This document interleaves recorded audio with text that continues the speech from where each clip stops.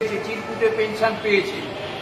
শশী কাগজগুলো তো ওনার কাছে নাকি লিস্ট আছে 1 বছর আগে, গত বছর 30শে মার্চ। তা শশী সেই 1 বছরে কাগজগুলো খুঁজে পায়নি। উল্টে ওনার মন্ত্রীরা সব জেলে চলে গেছে, জেলে বসে বসেই তাদের 50,000 টাকা বেতন বৃদ্ধি পেয়েছে।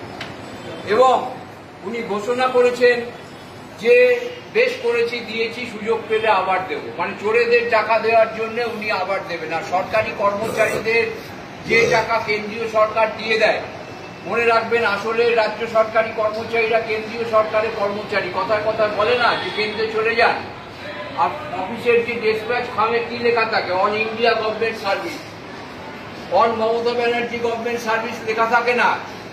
এটা 21শে এপ্রিল গত বছর যখন চিফ সেক্রেটারি কোর্টের অর্ডারে বসেছিল তখন স্বীকার করে নিয়েছে যে হ্যাঁ, ফিনান্স কমিশন বাবদ বেতন ভাতার সব টাকা পেয়ে গেছে তারা।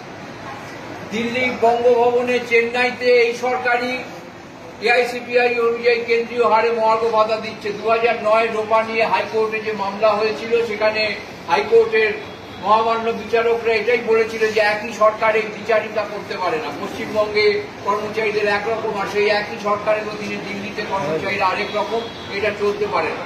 সেই মামলায় হেরে, 6বার হেরে, থাপ্পড় খেয়ে এখন সুপ্রিম কোর্টে গেছে। 12টা হিয়ারিং, জনগণের কয়েকশো কোটি টাকা খরচ হয়ে গেছে। এই টাকাগুলো কর্মচারীদের টাকা, এবং বোর্ড কর্পোরেশন, পঞ্চায়েত, শিক্ষকদের গ্যারান্টি নেট বাবদ টাকাও পেয়ে গেছে। আজ অব্দি মুখ্যমন্ত্রী বা এই সরকার কোনো শ্বেতপত্র প্রকাশ করতে পারেনি, আমরা বারবার দাবি করা সত্ত্বেও। এবং গত বছরে কেন্দ্রীয় সরকার যেখানে 73,000 কোটি টাকা দিয়েছে, এই সরকার খরচ করেছে 64,000 কোটি টাকা। 9,000 কোটি টাকা এখনো বেঁচে আছে, যা দিয়ে